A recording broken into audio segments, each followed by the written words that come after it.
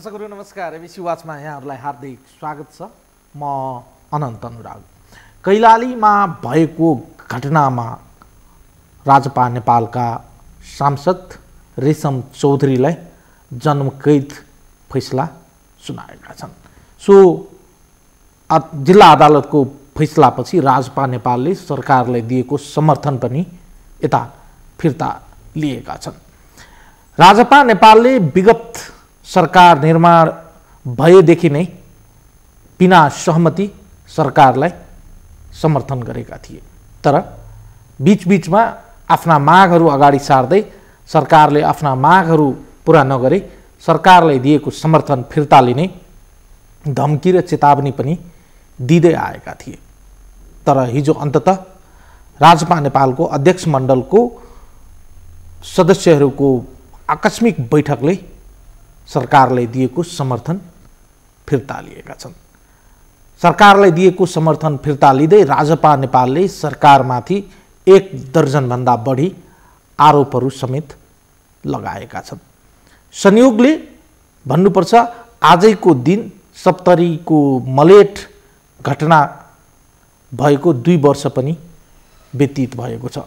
राजपा नेपालले यी लगायतका अन्य मुद्दाहरूलाई पुनः जोडतोडका साथ उठाइरहेका छन् भने अर्का मधेसवादी दल सङ्घीय समाजवादी फोरम नेपाल सरकारमा सत्तासीन रहेको छ। आजको बहस हामी यिनै विषयमा केन्द्रित गर्नेछौँ। राजपा नेपालका प्रदेश नम्बर 2 का सांसद समेत रहनुभएका पार्टीका सचिव युवा नेता उपेन्द्र महतोजी आजको कार्यक्रममा हुनुहुन्छ। उहाँलाई स्वागत हो। उपेन्द्रजी, स्वागत गरे कार्यक्रममा। धन्यवाद। तपाईहरू हिजो जुन तरिका र जुन सन्दर्भमा सरकारलाई दिएको समर्थन फिर्ता लिनुभयो, तपाईहरूको रिस कैलाली जिल्ला अदालतको निर्णयपछि जिल्ला अदालतमाथि हो वा सरकारमाथि हो? तपाईहरूले यो कुरा चाहिँ छुट्याउनु भएको छैन। जिल्ला अदालतको निर्णयपछि तपाईहरू जिल्ला अदालतको निर्णयलाई नमान्ने शैली हो वा तपाईहरूले सरकारलाई दिनुभएको समर्थन चाहिँ सरकारमाथि चाहिँ रिस पोख्नुभयो हो चाहिँ के? हेर्नु, के हो भने वास्तवमा यो घटना चाहिँ यो अदालतको मुद्दै होइन, यो चाहिँ राजनीतिक घटना हो। विगतमा माओवादीले जनयुद्ध गरिरहँदाखेरि 17-18 हजार मान्छे मारिए। त्यसलाई चाहिँ हामीले राजनीतिक मुद्दाको रूपमा त्यसलाई चाहिँ समाधान गऱ्यौँ। त्यसरी नै अहिले पनि हामी आन्दोलनमै छौँ। मधेसी, थारू, आदिवासी जनजाति लगायतहरूले अहिले पनि संविधानलाई हामीले पूर्ण रूपमा स्वीकार गरिसकेका छैनौँ। हामीले अहिले पनि त्यसमा पनि संशोधन खोजिरहेका छौँ। त्यसैले यो मुद्दा चाहिँ राजनीतिक मुद्दा हुनुपर्ने हो।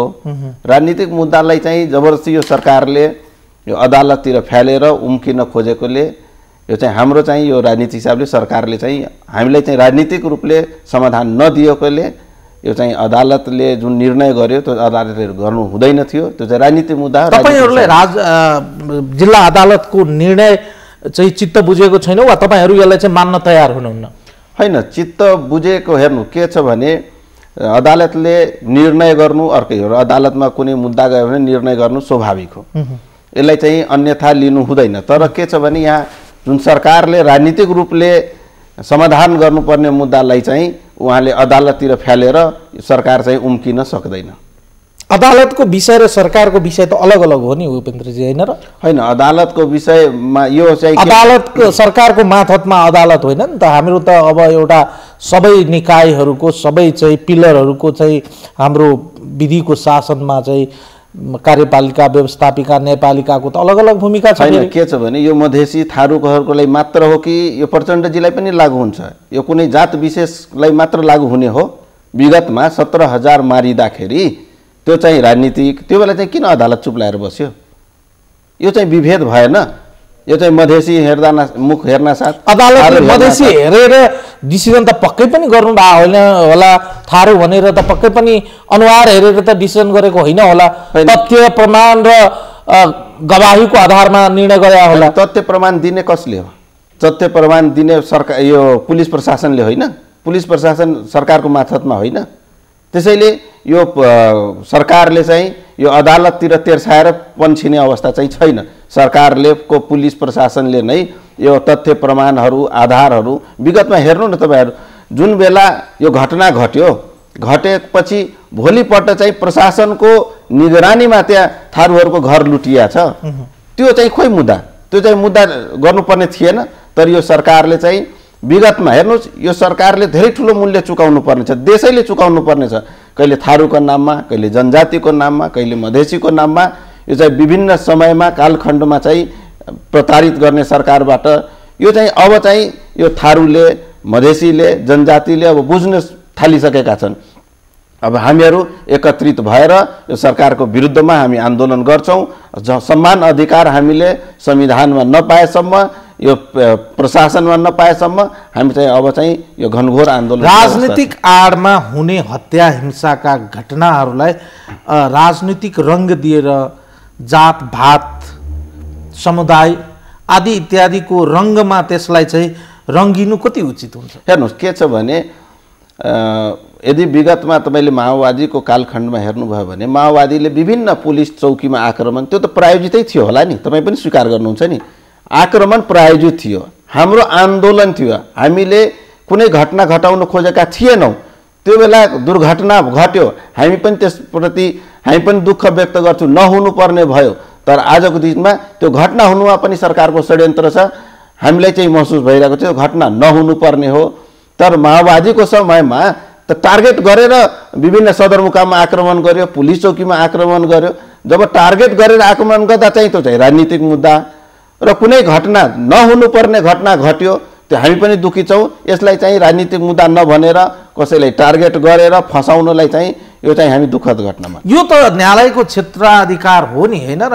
न्यायालयको क्षेत्राधिकारमाथि सरकार वा कार्यपालिकाले चाहिँ हस्तक्षेप गर्न त कतै पनि मिल्दैन। हैन, न्यायालयको अधिकारभित्र पुगेको केसहरूलाई त त्यसको चाहिँ न्यायिक प्रक्रिया, छानबिन प्रक्रिया र विधिको शासनद्वारा त्यसको चाहिँ निर्क्योल हैन। विगतमा न्यायालयमा चलिरहेको मुद्दा सरकारले फिर्ता लिएको छ कि छैन?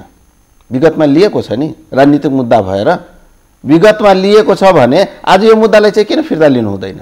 सरकारले यसलाई यो राजनीतिक मुद्दा हो, राजनीतिक हिसाबले यसलाई समाधान गरेन भने यो न्यायालयको आडमा यो मधेसीलाई, थारूलाई, आदिवासी जनजातिलाई यसरी पेल्ने काम गर्यो भने चाहिँ यो चाहिँ अब बिस्तारै न्यायालयमाथि पनि विश्वास उठ्ने अवस्था चाहिँ आउन सक्छ। तपाईहरुलाई त अहिलेको निर्णय माथि त विश्वास नै, तपाईहरु स्तब्ध र मर्माहत शब्द प्रयोग गर्नुभएको छ। न्यायालयको फैसलाबाट तपाईहरुलाई त यो चित्तै बुझेको छैन भन्ने कुरा तपाईहरुको प्रेस हैन। न्यायालयले, मैले फेरि पनि भन्छु, न्यायालयले निर्णय कसरी गर्ने हो? न्यायालयमा त यो प्रहरी प्रशासन सरकारको मातहतमा भएको प्रहरी प्रशासनले उलाई सबुत प्रमाण जुन जुटाइदिए, गलत हिसाबले जुटाइदिए, जसरी आरोप लगाइदिए, त्यो हिसाबले न्यायालयले फैसला गरेको हो नि। तपाई यो निर्मला पन्तको केसमा हेर्नु त, प्रहरी प्रशासनले जुन हिसाबले भूमिका, त्यो केस शंकाको घेरामा छैन। त्यसैले यो घटनामा पनि प्रहरी प्रशासनले एकतर्फी रूपमा गलत तरिकाले प्रमाण जुटाइदिएर गलत तरिकाले आज रेशम चौधरी लगायतलाई फसाएको देखिएको छ। त्यसैले यो अदालतले निर्णय गर्नुमा चाहिँ सरकार कहीं न कहीं दोषी देखिन्छ। तपाईहरु सरकार र अदालतलाई एकै ठाउँमा राखेर चाहिँ तपाईहरु हेर्दै हुनुहुन्छ त्यसो भए? हैन, सरकार र अदालतलाई एकै ठाउँमा भन्दा पनि सरकारले अदालतले गरेको निर्णयको रिस चाहिँ सरकारमाथि पोखिएको जस्तो देखियो। तपाईहरु जुन सन्दर्भमा सरकारलाई दिएको समर्थन फिर्ता लिनु भएको छ, यो झट्टै हेर्दा चाहिँ अदालतमाथि पोखिनु पर्ने रिस तपाईहरु चाहिँ सरकारमाथि हैन। अदालतले कसरी निर्णय गर्यो त? अदालतले त सरकारले उपलब्ध गराएको हो, सरकारको प्रहरी प्रशासनले उपलब्ध गराएको प्रमाणको आधारमा गर्यो नि। जुन प्रमाणै आधारै गलत छ, त्यो गलत रिपोर्टिङ गर्यो। न्यायिक छानबिन गर्ने र त्यसको प्रमाण, गवाही र त्यहाँ भएको घटनाको अन्य विषयवस्तुहरूको आधारमा चाहिँ जजले निर्णय गर्ने हो, न्यायाधीशले निर्णय गर्ने हो।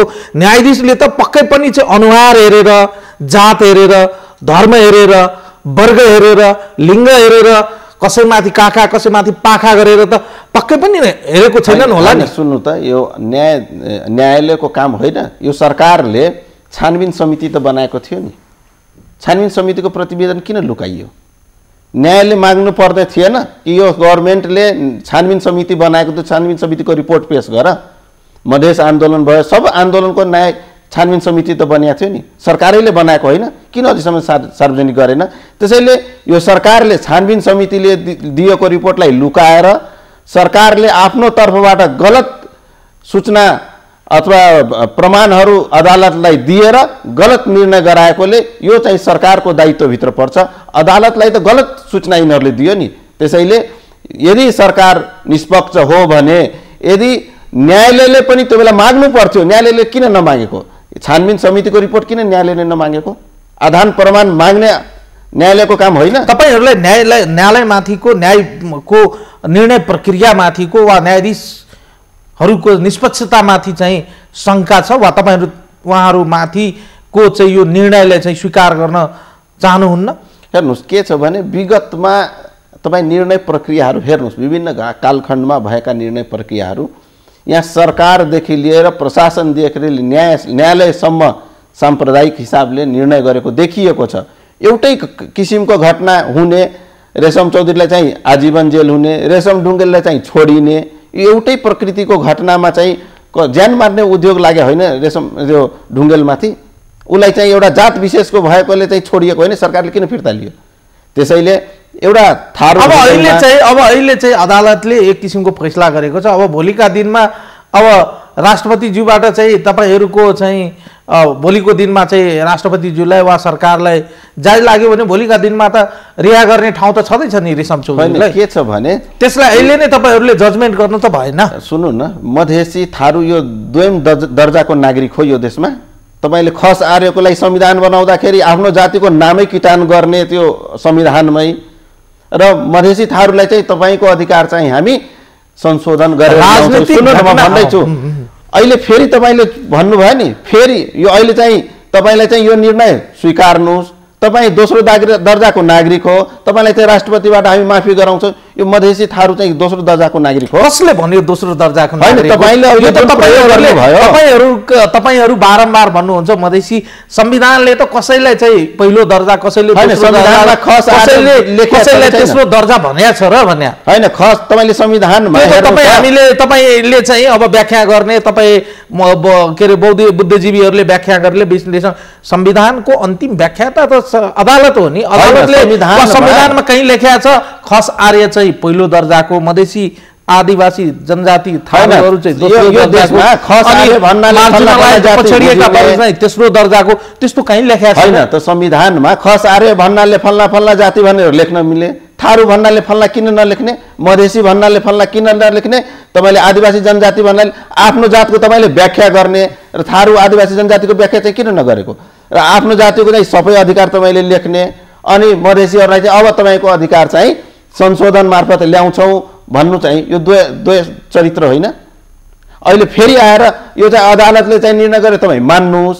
अब सब के भन्छ, तपाईँले राष्ट्रपतिबाट चाहिँ माफी दिलाउँला है भने चाहिँ हामी दोस्रो दर्जाको नागरिक हो, अब चाहिँ यो मान्य हुँदैन। अब हामी मधेसी, विगतमा यो मधेसी र थारूलाई लडाएर, जनजाति र मधेसीलाई लडाएर यो शासन गर्ने प्रविधि अब सबैले बुझिसके। अब थारूले पनि बुझ्न थालिसके, मधेसीले पनि बुझिसके, जनजातिले पनि। अब सबै हामी एकत्रित भएर जुन एकल जातीय अहंकार छ त्यसलाई चाहिँ हामी ढाल्छौँ। अब हत्या हिंसाको घटनालाई राजनीतिक रंग दिएर छुट दिन मिल्छ नैतिक रूपमा, व्यवहारिक रूपमा र कानुनी रूपमा? होइन, तपाईँ हत्या हिंसाको कुरा गर्नुहुन्छ। नवलपरासीमा रूपन्देहीमा एउटा बालक पुलिसको प्रहरीको गोलीले मारिया होइन आन्दोलन टाइममा? पटेल मारिया हो कि होइन? तपाईँले पनि हेर्नुभयो नि। त्यो बच्चालाई मार्दाखेरि, यो आन्दोलनमा मार्दाखेरि त प्रहरीमाथि किन कारवाही भएन? एउटा बच्चालाई मार्दाखेरि कारवाही नहुने त्यो चाहिँ घटना हो। यो घटना दुर्भाग्यपूर्ण, आज पनि म भन्छु यो घटना दुर्भाग्यपूर्ण हो, नहुनु पर्ने हो। तर आन्दोलनको क्रममा माग चलिरहँदाखेरि, भिड बढ्दाखेरि यो दुर्घटना भएको दुःखद हो। तर यसलाई लिएर यसलाई चाहिँ एउटा यो राजनीतिक मुद्दा होइन, यो चाहिँ हत्या हिंसा गर्ने उद्देश्यले गरेको भन्नु चाहिँ यो चाहिँ एकल सोच, एकल जातिको सोच हो।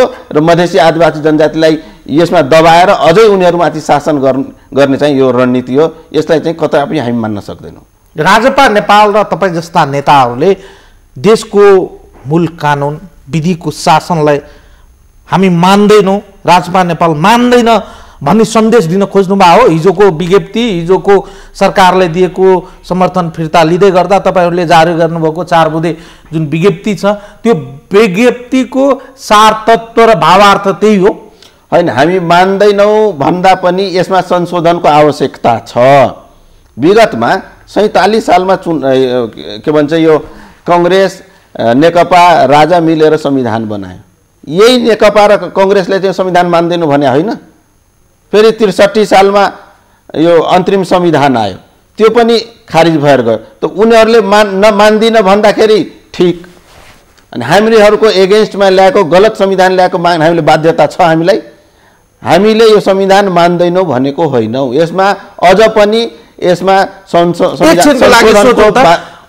एकछिनको लागि सोचो। तपाईँ नेता हुनुहुन्छ, तपाईँ कुनै घटनामा संलग्न हुनुहुन्न, तपाईँमाथि कसैले मुद्दा लायो भने, तपाईँ विरुद्ध प्रमाण नै जुटेनन् भने, संसारको कुनै पनि अदालतमा तपाईँ उभिनु भयो भने तपाईँले कारबाही त पक्कै पनि नहोला नि। हेर्नुहोस् के छ भने यति दिन राजनीति गर्दाखेरि प्रहरी प्रशासनमा विभिन्न घटनाक्रममा हुँदाखेरि राज्यले चाहे भने जसलाई पनि फसाउन सक्छ। एउटा भिखारीलाई भिख मागेर ल्याउने भिखारीलाई पनि तिमीले यो 2 छाक कसरी टार्छौ भन्दाखेरि उसले प्रमाणित गर्न सक्दैन, उसलाई पनि फसाउन सक्छ। त्यसैले राज्यले, किनभने म फेरि भन्दैछु, राज्य प्रमाण जुटाउने भनेको आज रेशम चौधरीको केसमा प्रमाण त राज्यले जुटाएको हो नि। प्रमाण गलत हिसाबले जुटाएर र रेशम चौधरी चाहिँ एउटा दोषी हो भनेर राज्यले प्रमाण जुटाएको नि। त्यो राज्यले जुटाएको प्रमाणको आधारलाई टेकेर न अदालतले निर्णय दिएको हो। त्यसैले यो रेशम चौधरीलाई फसाउनमा चाहिँ यो अदालत भन्दा पनि सरकार दोषी छ। सरकारले जुटाएको गलत प्रमाणको कारणले आज रेशम चौधरीलाई चाहिँ आजीवन कारावास भएको छ। कैलालीमा भएको घटनामा शहादत प्राप्त गरेका व्यक्तिहरू, सुरक्षा निकायका व्यक्तिहरूको परिवारका मान्छेहरूलाई चाहिँ यदि यो घटनामा आरोपित रहेका जति पनि छन् सबैलाई रिहाई गरिदिएको भए तिनीहरूमाथि न्याय हुन्थ्यो? होइन, के छ भने मैले यो सबैजनालाई राज्यको दायित्व भनेको न्याय दिने पनि हो नि। अब तपाईँले जुन प्रकारले भन्नु राज्यले चाह्यो भने जोसुकैलाई जुनसुकै घटनामा फसाउन सक्छ भने तर्कको अर्थ के हो भने राज्यमाथि आम जनताको विश्वास उठाएसर हो। राज्यमाथि आम जनताको विश्वास उठि नै सक्यो भन्दा पनि फरक नपर्ला। यस्तो अवस्थामा त्यसरी चाहिँ बुझ्न सकिन्छ। त्यस्तो विधि अविश्वास गर्नुपर्ने वातावरण छ र हाम्रो देशमा? होइन, के छ भने राज्यले तपाईले जुन भन्नुभयो कि जुन प्रहरीहरू मारिएका छन्, म आज पनि उहाँहरूको परिवारप्रति हार्दिक संवेदना व्यक्त गर्न चाहन्छु। तर रेशम चौधरी त्यहाँ हुँदै नभएको मान्छेलाई फसाउँदाखेरि आज चाहिँ कहीँ न कहीँ त्यो फसाइराख्दाखेरि उहाँहरूले पनि यदि यथार्थ कुरा थाहा पाउनु भयो भने उहाँहरूले पनि सायद 192 पेजको फैसलामा रेशम चौधरीको विरुद्धमा एकदमै गवाही दिएका मान्छेहरूले डाइरेक्ट चाहिँ रेशम चौधरीको संलग्नता, उसको डिजाइन र उसको चाहिँ सहभागिता थियो भनेर बताइरहेका छन्। उनीहरूले चाहिँ गवाही नै दिएका छन्। सोही आधारमा चाहिँ फैसला भएको कुराहरू त बाहिर आयो।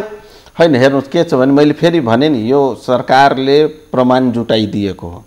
आजको दिनमा तपाईँ भन्नुहुन्छ कि रेशम चौधरी चाहिँ त्यसमा संलग्न देखियो भनेर, तर यो प्रमाण कसले जुटाएको हो? यो सरकारले जुटाएको प्रमाण हो नि।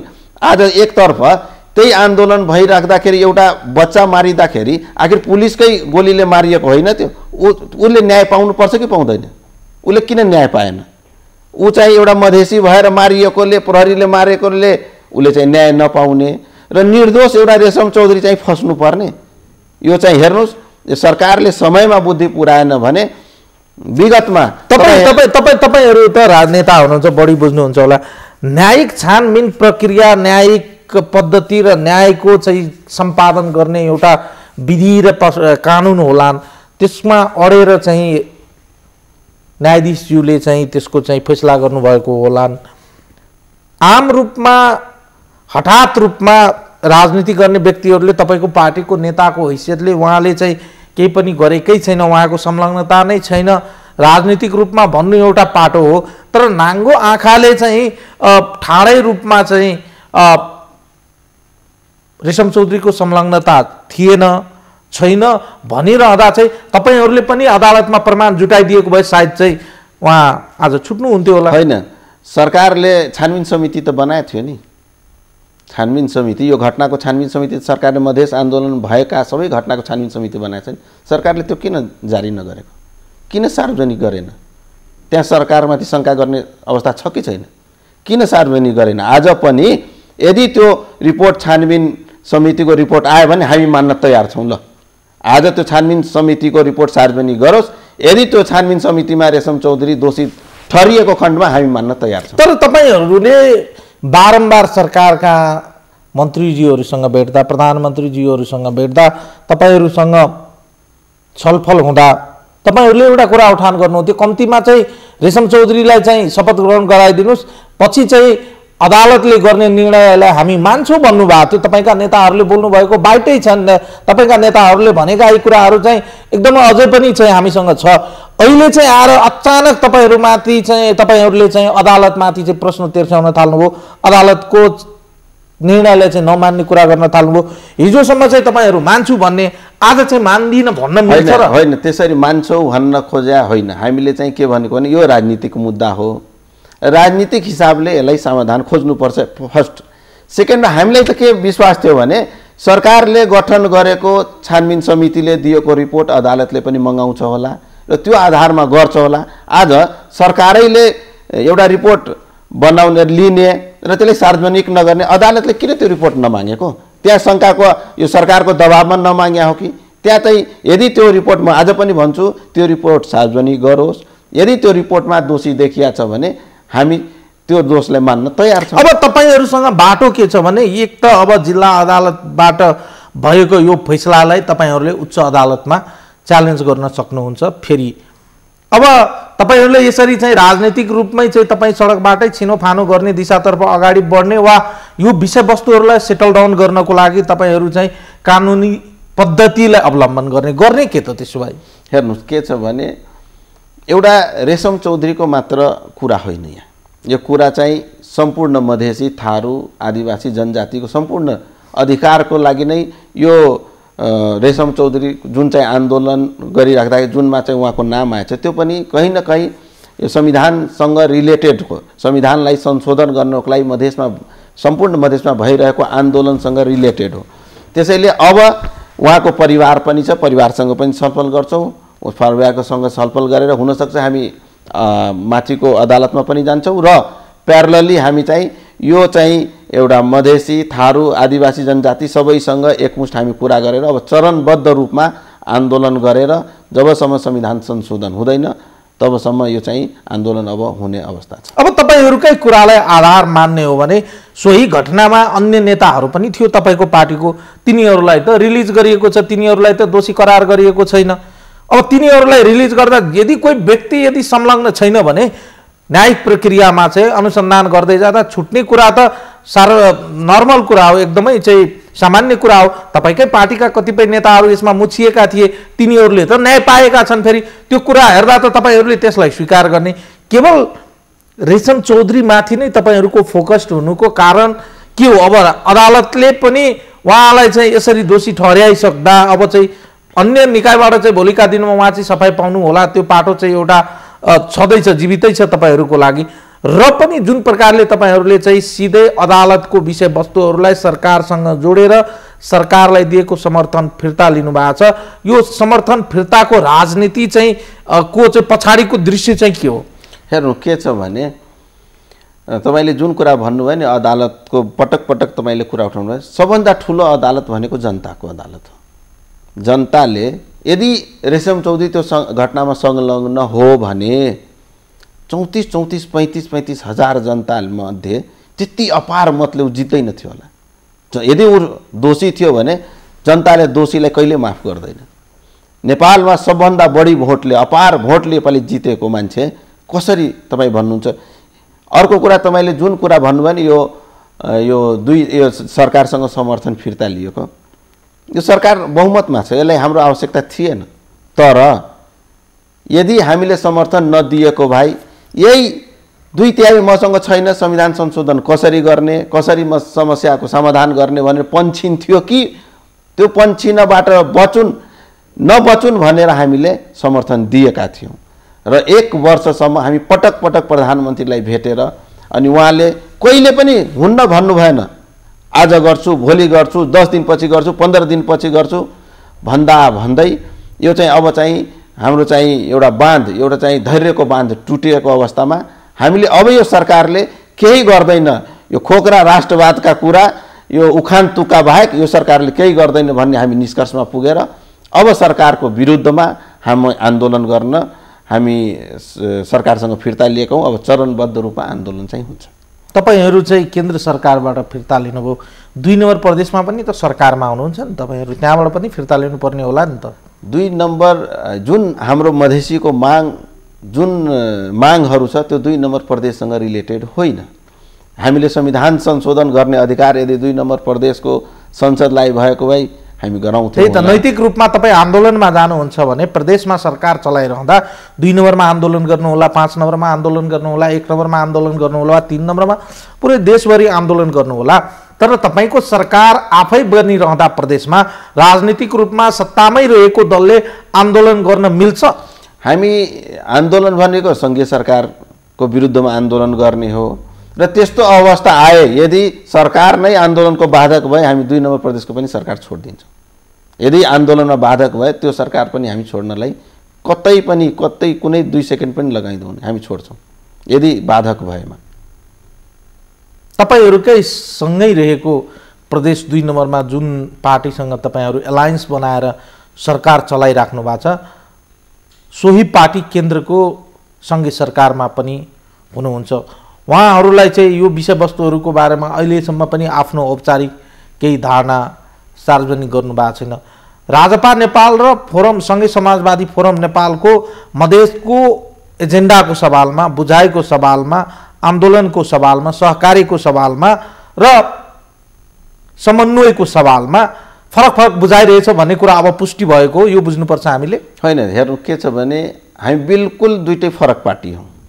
हामीले चुनाव ताका, हामी पहिलो चरण चुनावमा गएनौँ, दोस्रो चरणमा गएनौँ, फोरम गयो, अन्तिम चरणमा हामी चुनावमा गयौँ र प्रदेशमा लड्दाखेरि हामी दुईटै सहकार्य गरेर सँगै सरकार बनाउँछौँ भनेर हामीले जनतालाई बाचा दिएर त्यही अनुसारले जनताले हामीलाई बहुमत दिएको अवस्था छ र अहिले जनताले हेर्दैछ अब फोरमले के गर्छ। जनता वेट एन्ड वाचमा छ, जनताको एगेन्स्टमा, जनताको भावना विपरीत केन्द्र सरकारमा फोरम बसिरहेमा पक्कै पनि जनताले उसलाई दण्डित गर्नेछ। र मैले फेरि पनि भने यदि 2 नम्बर सरकार यदि राजपालाई आन्दोलन गर्नमा बाधक भयो भने हामी 2 नम्बर सरकार पनि छोड्न कतै पनि टाइम लगाउँदैनौँ, त्यो पनि छोडेर हामी पूर्ण रूपमा हामी चाहिँ आन्दोलनमा जान्छौँ। तपाईहरू आन्दोलनकै बाटो तपाईहरूको अन्तिम बाटो हो।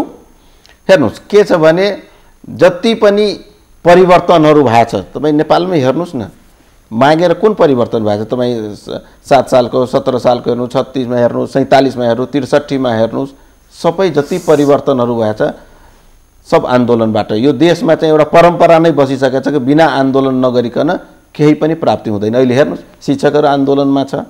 यो देशले, यो शासक वर्गहरूले कुनै पनि माग उठेको अवस्थामा त्यसलाई समय रहँदै उनीहरूले चाहिँ समाधान गरेको देखिँदैन। उनीहरूलाई चाहिँ आफ्नो गोजीबाटै दिनुपर्छ कि मेरै अधिकार खोस्या हो कि जस्तो लाग्छ र पछि गएर त्यही आन्दोलनबाट त्यो सत्ता ढलेको हामी समक्ष उदाहरण नै छ नि।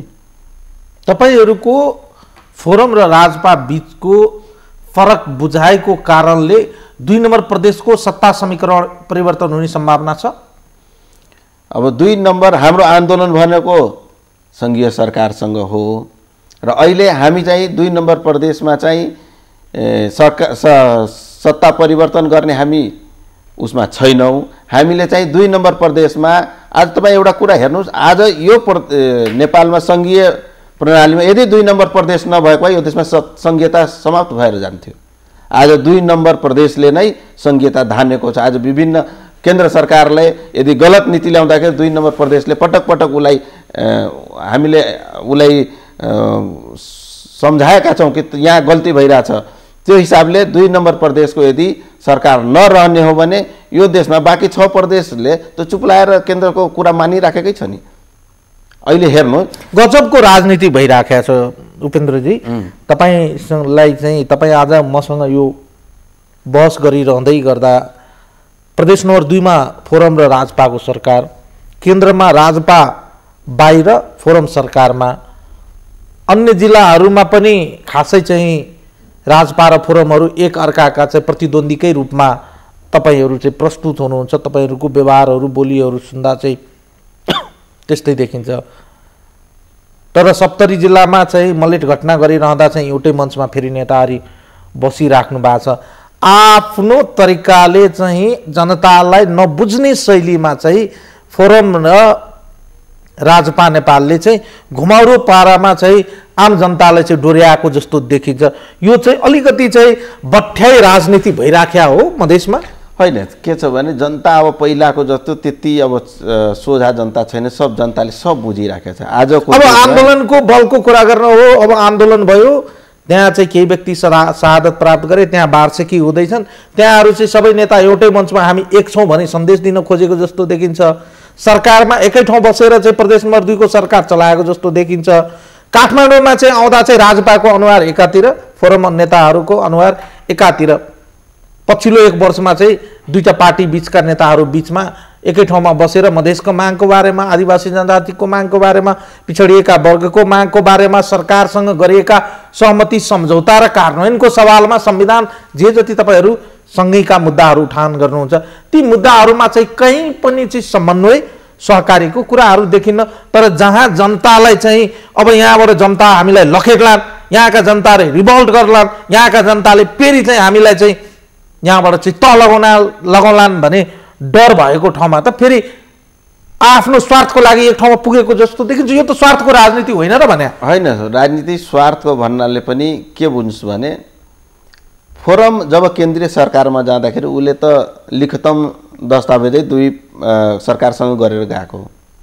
हामीले त केही पनि नगरिकन प्रधानमन्त्रीले हामी मधेसको मुद्दा सम्बोधन गर्छौँ भन्ने विश्वासको आधारमा हामीले समर्थन गर्यौँ। हामीलाई आजको दिनमा चाहिँ अब चाहिँ पूर्ण रूपमा विश्वास भइसक्यौँ कि अब यो सरकारले मधेसी आदिवासी जनजाति थारूहरूको मुद्दा यो संविधान संशोधन गर्ने पक्षमा छैन। यो नदेखिएपछि हामीले चाहिँ सरकारसँग फिर्ता लिएका हौँ समर्थन। अब उपेन्द्र यादवजीको पार्टीले फोरमले चाहिँ स्पष्ट गर्नुपर्छ कि हामी चाहिँ संशोधन नभए पनि सरकारमा बसिरहन्छौँ कि संशोधन यति दिनभित्र भएन भने हामी छोड्छौँ। यदि अब अर्को सेकेन्ड कुरा तपाईँले जुन कुरा भन्नुभयो, यदि 2 नम्बर प्रदेशको सरकार हामीलाई आन्दोलन गर्न बाधक भयो भने हामी छोड्छौँ सरकार। यदि फोरमलाई हामी आन्दोलन गरिराख्दाखेरि यदि फोरमलाई चाहिँ यो राजपाको सँग चाहिँ हाम्रो सहकारी अब नहुने अवस्था भयो भने फोरमले हामीलाई छोड्छ। ऊ एमालेतिर डोरिन्छ। एमालेको लाइनमा जाने हो कि नेकपाको लाइनमा जाने हो कि राजपाले कोरेको लाइनमा जाने हो। अब फोरमले निर्धारित गर्नुपर्छ कि राजपाले कोरेको मधेसको आन्दोलन, मधेसीले मागेको माग, थारू आदिवासी जनजातिले मागेको माग ठिक हो कि नेकपाले यो कुनै पनि अधिकारै दिनु पर्दैन भन्ने माग ठिक हो। अब फोरमले रोज्नुपर्ने अवस्था आइसकेको छ। अब यो फोरमले चाहिँ अब सरकारमा बसिरहेको। तपाईँ गजबको फेरि कुरा गर्नुहोस् है, म फेरि तानेर ल्याएँ तपाईँलाई। 2 नम्बर प्रदेशमा तपाईँहरू फोरमसँग सरकारमा आउनुहुन्छ, तपाईँहरू आन्दोलन गर्न तयार हुनुहुन्छ। तपाईँ यो भन्नुभयो अघि हामीलाई कि यदि आन्दोलनको बाधकको रूपमा 2 नम्बर प्रदेशको सरकार आयो भने राजपा त्यहाँबाट ब्याक हुन्छ। ठिक, कतिपय ठाउँमा तपाईँ राजपाहरूका नेताहरूसँग एउटै मञ्चमा एउटै कार्यक्रममा सहभागी हुँदै हुनुहुन्छ। केन्द्र सरकारमा अहिले सङ्घीय समाजवादी फोरम पनि सरकारको एउटा प्रमुख चाहिँ दलको रूपमा रहेको देखिन्छ। प्रमुख दलको रूपमा सङ्घीय सरकारमा चाहिँ फोरम रहिरहँदा तपाईँहरू सङ्घीय सरकारको विरुद्धमा आन्दोलन गर्छु भन्नुभएको छ। सङ्घीय सरकारको विरुद्धमा आन्दोलन गरिरहँदा चाहिँ अबको राजपा नेपालको आन्दोलन भनेको फोरमको विरुद्धको आन्दोलन पनि हुन्छ भनेर बुझ्नु पर्यो नि त हामीले। होइन फोरमको पनि विरुद्ध मैले तपाईँले फेरि भने सङ्घीय सरकार भनेको फोरम पनि हो नि सङ्घीय सरकार फोरमको विरुद्धको आन्दोलन त्यो बेला जब हामी आन्दोलनको घोषणा गर्छौँ त्यो बेला फोरमले स्पष्ट गर्नुपर्छ कि राजपाले मागेको माग गलत हो उसले भन्न सक्नुपर्छ। तपाईँहरू किता काट्नु भएको छ तपाईँहरू योभन्दा अगाडिको घटनालाई सम्झिनुहोस् ब्ल्याक डे मनाउने सन्दर्भमा तपाईँहरू ब्ल्याक डे मनाउँदै हुनुहुन्थ्यो फोरम नेपालले चाहिँ आफ्ना कार्यकर्ताहरूलाई ब्ल्याक डे नमनाउनको लागि चाहिँ सर्कुलर जारी गरेको थियो र कतिपय जिल्लामा चाहिँ उहाँका कार्यकर्ताहरू स्वतःस्फूर्त रूपमा मनाउँदा तयार हुँदा मनाएको अवस्थामा कारबाही पनि भोगेका छन् कतिपय कार्यकर्ताहरू। योभन्दा बढी स्पष्ट र योभन्दा प्रष्ट हुनु आवश्यक छ र तपाईँहरूलाई होइन सुन के छ भने लास्टमा कुनै पनि राजनीतिक एजेन्डाको निर्णय छिनोफानो गर्ने भनेको जनताले हो। यदि हामी आन्दोलनको घोषणा गरिराख्दाखेरि हामी स्पष्ट रूपमा यो माग पुरा नभएकोले हामी आन्दोलनमा गएका हौँ भन्छौँ त्यो बेला फोरमले चुन्नुपर्छ कि ऊ सत्तामा बसिरहने हो कि आन्दोलनमा जाने हो। यदि ऊ सत्तामा बसिरह्यो भने यदि केन्द्र सरकारका विरोधमा हामी आन्दोलन गऱ्यौँ भने केन्द्रमा रहेका फोरमका विरोधमा पनि आन्दोलन मान्नुपर्छ हामीले। त्यसमा चाहिँ कुनै दुई मत होइन। र यदि मैले फेरि भने यदि 2 नम्बर प्रदेशको सरकार हामीलाई यो आन्दोलनमा बाधक लाग्यो भने हामी छोड्छौँ।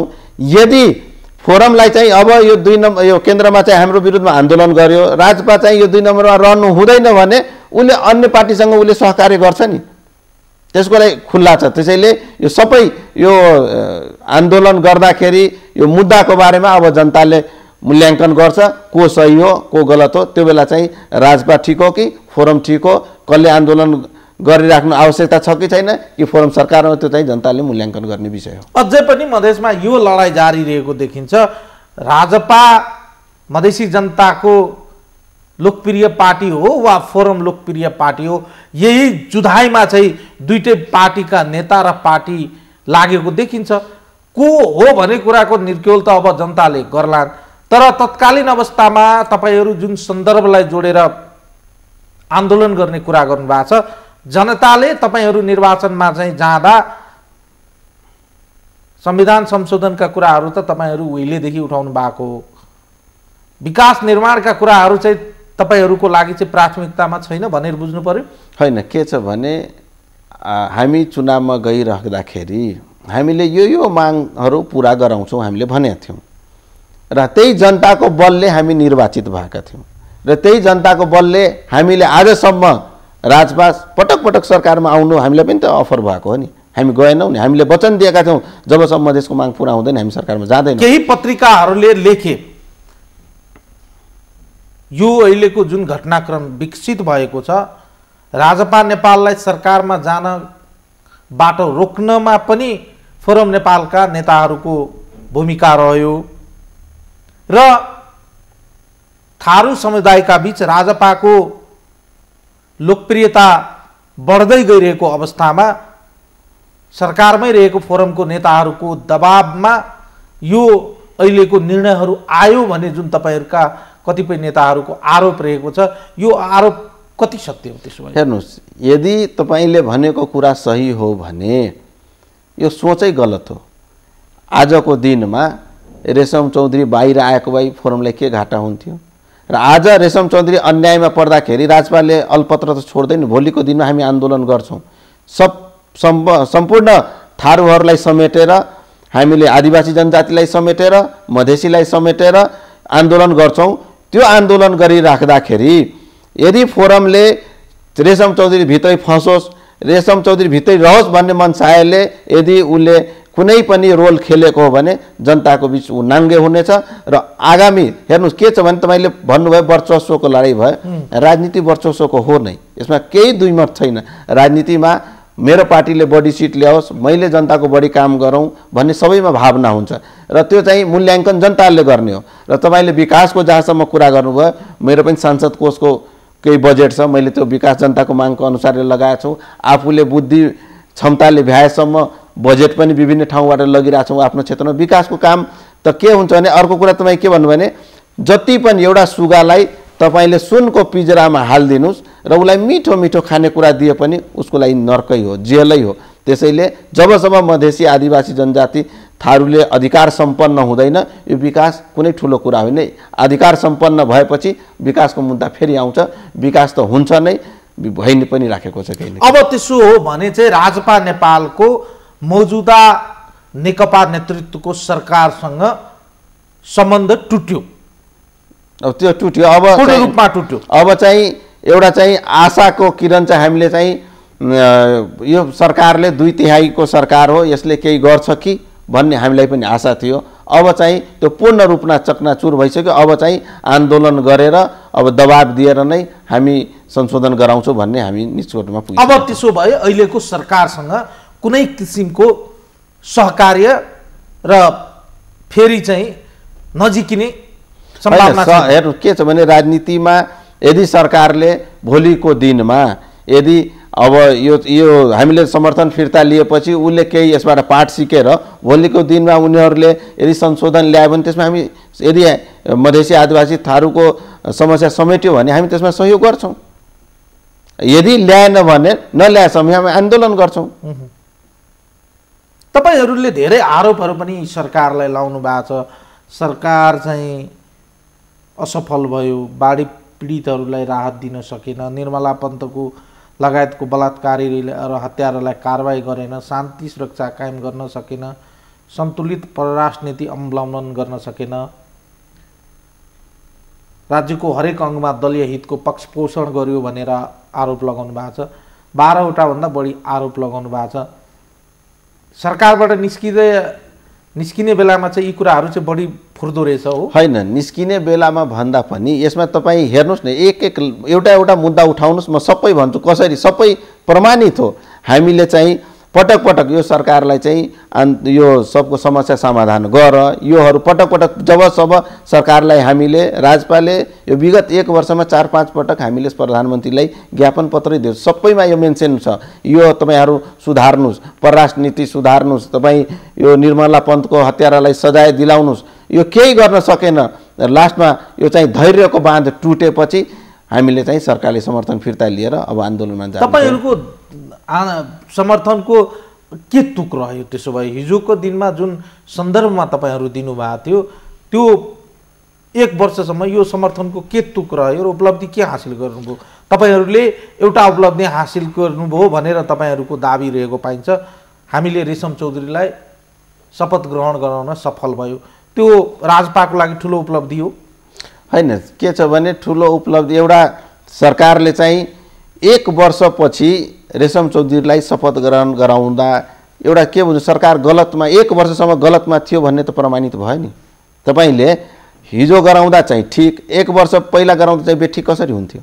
त्यसको भन्नको खोला 1 वर्ष तपाईँले जुन रेशम चौधरीलाई शपथ ग्रहण गराउनु भयो भने त्यो तपाईँ गलत ठाउँमा हुनुहुन्थ्यो भन्ने त प्रमाणितै भयो नि। र जबसम्म यो सरकारले यो सबैजनालाई, सबै आदिवासी जनजातीय सबैलाई एक नासले हेर्दैन, एकल जातीय अहङ्कार जबसम्म छोड्दैन। अब तपाईँ भन्नुहुन्छ यो चाहिँ अब एउटा यो जुन चाहिँ मुस्लिम आयोग हेर्नुहोस्, मुस्लिम आयोगमा जुन व्यक्तिलाई नाम अगाडि सारिएको छ त्यसमा स्पष्टले पार्टीको सदस्यता हुनु हुँदैन भनेर लेखिएको छ। ऊ पार्टीको केन्द्रीय सदस्यलाई विवादित मान्छेलाई अगाडि सारेछ। एउटा पार्टीको पुरै लाइनै तयार गर्न यो चाहिँ सरकारै एउटा पार्टीको अगाडि गएको जस्तो देखिएन। त्यसैले के छ भने जब यो सरकार तपाईँ विगतमा हेर्नुहोस्, तपाईँ विगतदेखिको हेर्दै जानुभयो भने जब सरकारले गलत नीति लिन्छ तब विद्रोह हुन्छ र विद्रोह लिएपछि त्यो सरकार चाहिँ ढल्न स्वाभाविक हो। यो जनताले चाहिँ धेरै आशा गरेर नेकपालाई 2/3 बहुमत दिएको, तर यो जनताको अब त्यसो हो भने राजपा नेपाल वर्तमान केपी शर्मा ओली नेतृत्वको सरकार विरुद्धमा सडक आन्दोलन गर्छ। अब सडकबाटै तपाईहरू चाहिँ अहिलेको सरकारलाई घुँडा टेकाएर आफ्नो माग पुरा गराउनुहुन्छ। अब के छ भने हेर्नुहोस्, के छ भने कति सम्भव छ तपाईहरू हिजोसम्म जुन दबाब, जुन चाहिँ आन्दोलन, जुन चाहिँ व्यापक सडक सङ्घर्ष गर्नुभयो, त्यो सङ्घर्षहरूबाट तपाईहरूले पनि धेरै चाहिँ पाठहरू सिक्नु भएको छ। तपाईहरूले पनि उपलब्धि र त्यसको क्षतिहरूको आकलन गर्नु भएको छ। त्यो सबै तपाईँ हाम्रो सामु सबै सामु सर्लङ्गै छ। फेरि राजपा नेपालको आन्दोलनलाई जनताले विश्वास गर्ने आधारहरू देख्नु भएको छ? हेर्नु के छ भने जनताले फेरि तपाईँहरूलाई मैले फेरि अलिकति प्रश्नलाई दोहोऱ्याएँ, जनताले राजपा नेपालले भन्ने बित्तिकै सडकमा आएर आन्दोलन किन गर्ने, के छ त्यस्तो र कसरी विश्वास गर्ने नेता? हेर्नु के छ भने विगतमा आन्दोलन जति भए मधेसीले छुट्टै आन्दोलन गरे, थारूले छुट्टै गरे, जनजातिले छुट्टै गरे, एउटा राष्ट्रिय आन्दोलन हुन सकेन। त्यसमा चाहिँ हाम्रो कमजोरी रह्यो होला, हामीले सबलाई समेट्न सकेनौँ। तर अबको आन्दोलन चाहिँ हामीले थारूलाई पनि समेट्छौँ, मधेसीलाई पनि समेट्छौँ, आदिवासी जनजातिलाई पनि समेट्छौँ र समेटेर हामी चाहिँ अब राष्ट्रिय रूपमा यो पुरा देशभरि नै आन्दोलन गर्ने अवस्थामा जान्छौँ।